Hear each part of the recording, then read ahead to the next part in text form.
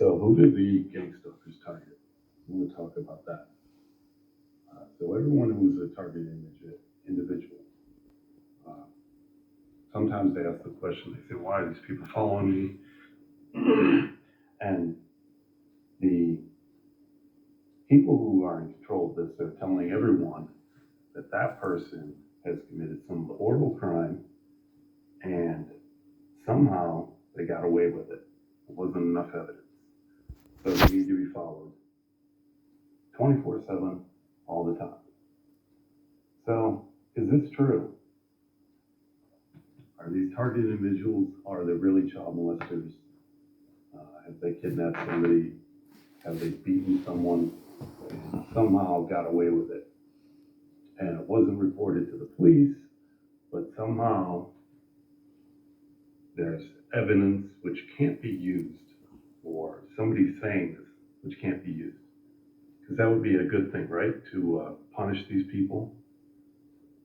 And when people are told this about a person, when they tell someone that they've done something horrible and they got away with it, just scot-free,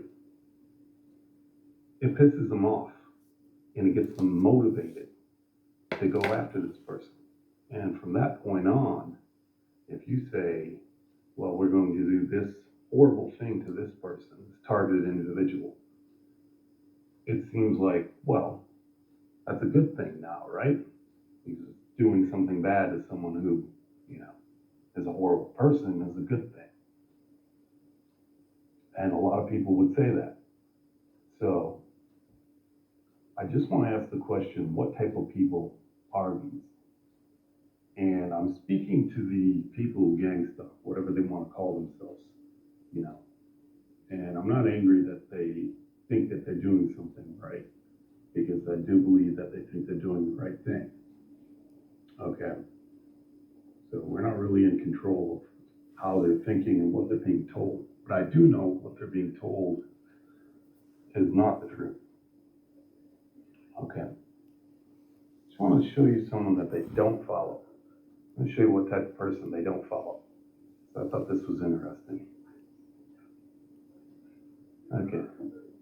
So there's a guy here from Ohio. He was released about 4 months ago. He had been caught kidnapping a woman, and that was the third time he was caught. And just yesterday he was caught again, and he had kidnapped another woman. This is the fourth time. Now we know that this person isn't being followed. We know that he's not a target, right? Because if you're being followed 24/7, there's no way that you're just gonna vanish and kidnap someone and nobody knows where you're at. And anyone who's targeted knows that, because when you walk out your door, you're followed, and when you walk back in, you're followed 24/7 all the time. So let's just take a look at this person and try to figure out why this person is not getting stuck. So let's watch the video real fast. Police surround a shed with guns drawn. They take into custody a scary-looking dude with facial tattoos. Then cops enter the shed. They are looking for someone. Is there somebody up there in the loft? It's an unforgettable sight. Just want to A say ghostly figure. this is the same guy right here, if you can't tell. Police surround a shed with guns drawn. They take into custody a scary-looking dude with facial tattoos. Then cops enter the shed. They are looking for someone. Is there somebody up there in the loft? It's an unforgettable sight. A ghostly figure slowly makes her way down a ladder. That's not makeup she's wearing. She's got 2 black eyes. Police say 23-year-old Chloe Jones was beaten with a baseball bat and held in the shed for 4 days before she was rescued. Chloe says she wants her face shown as a warning for other women. She says the accused kidnapper, 33-year-old William Mazengo, offered her a ride home in Kenmore, Ohio.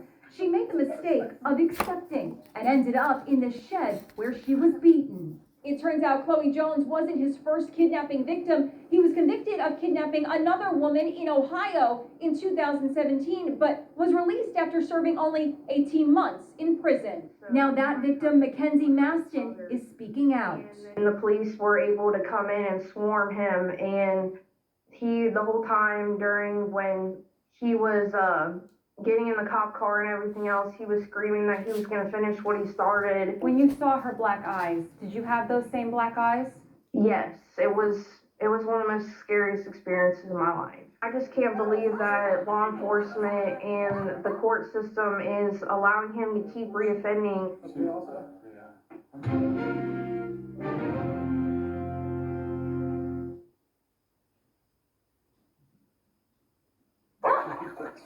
Police surround a shed with guns drawn.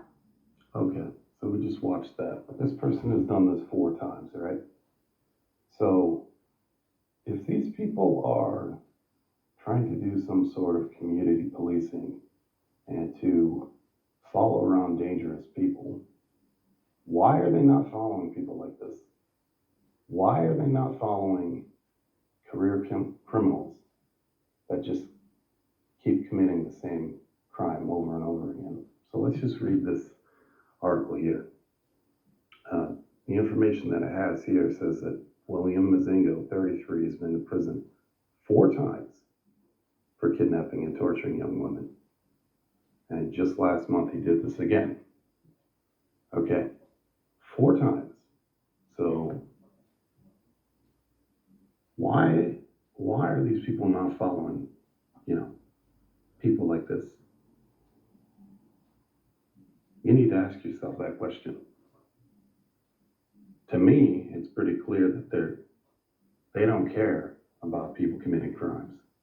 If they did, they would just follow all the people who go to prison. Let's take a look at the rates. Here's the rates of recidivism in the United States. And that tells you what's the chance that a person goes to prison and what's the likelihood that they'll go back to prison. And if you take a look at this graph here, we can just look at the rates. Auto theft, 79%.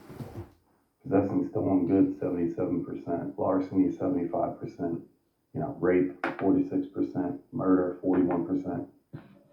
It doesn't take a genius to tell you that if you want to stop crime and you think that, dangerous people should be watched, that you would just find people who have committed, violent crime like this, and after they get out of prison, you just start watching them. But they don't follow these people. These people are allowed, like this, to run the streets.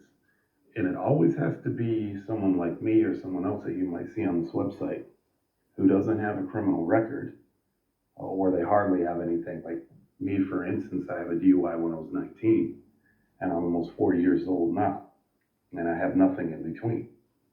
And these people have been following me for almost 14 years. And you're telling me that they're going to follow me for 14 years based on some, elusive crime that I've committed? And yet someone like this, who has already committed crimes, he's already been to court, they don't want to follow this person? Why do you think that is?